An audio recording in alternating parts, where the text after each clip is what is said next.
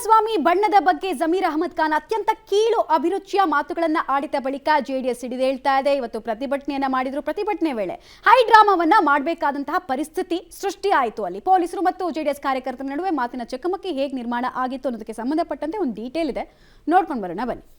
निखिल कुमारस्वामी को नवे हमारे कालिया कुमारस्वामी को हराने वाला टाइगर इकबाल हुसैन साहब, ये वोटे ಕೊಡಬೇಡಿ ನೀವು, ನಾನೇ ವೋಟ್ ಕೇಳಕ್ ಬರಲ್ಲ. वोटा नहीं होना कहते, वोट पूछने आता नहीं कहते. ये कौन बोल रहा सो? हमारा काला कुमारस्वामी. ನಾನು ಅವತ್ತಿಂದ ಅವ್ರಿಗೆ ಪ್ರೀತಿಯಿಂದ ಕರೆಯೋಣನೆ ಅಂತ ಹೇಳೋದು, ಪ್ರೀತಿಯಿಂದ ಪದ ಬಳಸೋದು. ಅದು ಹಳೆ, ಅದು ಪ್ರೀತಿ ಇಲ್ಲ ಸರ್, ಹಳೆ ಸ್ನೇಹಿತರು, ನಾವು ಸ್ನೇಹಿತರಾಗಿದ್ವಿ. ನಾವು ಬೇರೆ ಪಕ್ಕದಲ್ಲಿ ಇರ್ಬೋದು, ಹಳೆದೆಲ್ಲ ಮರೆಯೋಕ್ಕಾಗ್ತದ? ನಾ ಅವತ್ತಿಂದನೂ ಕುಮಾರಸ್ವಾಮಿ ಅವ್ರನ್ನ ಕರೆಯೋಣನೆ ಅಂತ ಇದ್ದಿದ್ದು, ಅದೇ ಹೇಳಿದ್ದೀನಿ. ತಪ್ಪೇನಿದೆ ಅದಲ್ಲಿ? ಈಗ ಅದೇನಾಗ್ತದೆ, ಅದು ಮುಂಚೆಯಿಂದ ಬಂದುಬಿಟ್ಟಿದೆಯಲ್ಲ, ಅದು ಆಟೋಮೆಟಿಕ್ ಬಾಯಿಯಲ್ಲಿ ಬಂದುಬಿಡ್ತದೆ. ಈಗ ನಾನು ಈಗ ಮೊದಲೇ ಬಾರಿ ಕರೆದಿದ್ರೆ ನಾನು ಕ್ಷಮೆ ಕೇಳ್ಬೋದಾಗಿತ್ತು. ಮೊದಲೇ ಬಾರಿ ಅವತ್ತಿಂದ ಹೇಳ್ತಲ್ಲ, ನಾನು ಪ್ರೀತಿಯಿಂದ, ಅವರು ಪ್ರೀತಿಯಿಂದ ನನ್ನ ಕುಳ್ಳ ಅಂತ ಇದ್ರು, ನಾನು ಅವ್ರಿಗೆ ಕರೆಯೋಣ ಅಂತ ಇದ್ದೆ.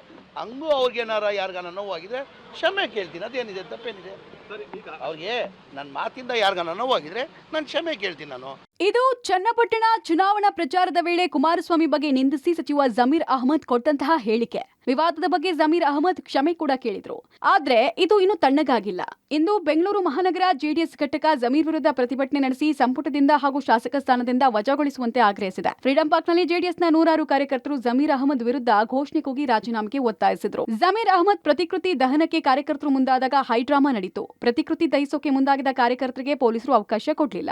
ಪ್ರತಿಕೃತಿ ವಶಕ್ಕೆ ಪಡೆದ ಪೊಲೀಸರಿಗೂ ಕಾರ್ಯಕರ್ತರಿಗೂ ಜಟಾಪಟ್ಟಿಯಾಯಿತು. ಕೊನೆಗೂ ದಹನಕ್ಕೆ ಅವಕಾಶ ಕೊಡದೆ ಪೊಲೀಸರು ಪ್ರತಿಕೃತಿ ವಶಕ್ಕೆ ಪಡೆದು ತೆಗೆದುಕೊಂಡು ಹೋದ್ರು.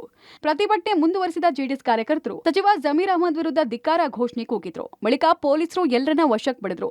ಜಮೀರ್ ಕ್ಷಮೆ ಕೋರಿದ ತಕ್ಷಣ ಪಶ್ಚಾತ್ತಾಪ ಪಟ್ಟಂಗಾಗಲ್ಲ, ಅವರನ್ನ ಸಂಪುಟದಿಂದ ಕಿತ್ತೊಗಿಬೇಕು, ಶಾಸಕತ್ವ ರದ್ದಾಗಬೇಕು, ಇಲ್ಲದೇ ಇದ್ರೆ ಜಮೀರ್ ಬಂದಲ್ಲಿ ಹೋದಲ್ಲಿ ಕಪ್ಪು ಬಾವುಟ ಪ್ರದರ್ಶನ ಮಾಡೋದಾಗಿ ಎಚ್ಚರಿಸಿದ್ರು. ಇನ್ನು ಕುಮಾರಸ್ವಾಮಿ ಬಗ್ಗೆ ಜಮೀರ್ ಕೊಟ್ಟಿರುವ ಹೇಳಿಕೆ ಸಿಎಂ ಸಿದ್ದರಾಮಯ್ಯ ಮೊದಲ ಬಾರಿಗೆ ಪ್ರತಿಕ್ರಿಯಿಸಿದ್ದಾರೆ.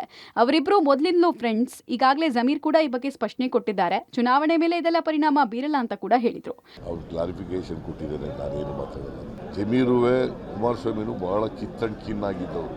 ಐ ಡೋಂಟ್ ನೋ ಅವರಿಬ್ರು ಮಧ್ಯೆ ಇರ್ತಕ್ಕಂಥ ಸಂಬಂಧ ನಂಗೆ ಗೊತ್ತಿಲ್ಲ. ಜಮೀರ್ ಹೇಳಿಕೆ ವಿರುದ್ಧ ಉಪಚುನಾವಣೆ ಮುಗಿದ ನಂತರ ಜೆಡಿಎಸ್ ನಾಯಕರು ದೂರು ಕೊಡೋ ಸಾಧ್ಯತೆ ಇದೆ. ಒಂದೆರಡು ದಿನದಲ್ಲಿ ಈ ಬಗ್ಗೆ ನಿರ್ಧಾರ ಕೈಗೊಳ್ಳೋ ಸಾಧ್ಯತೆ ಇದೆ. Bureau report, public TV.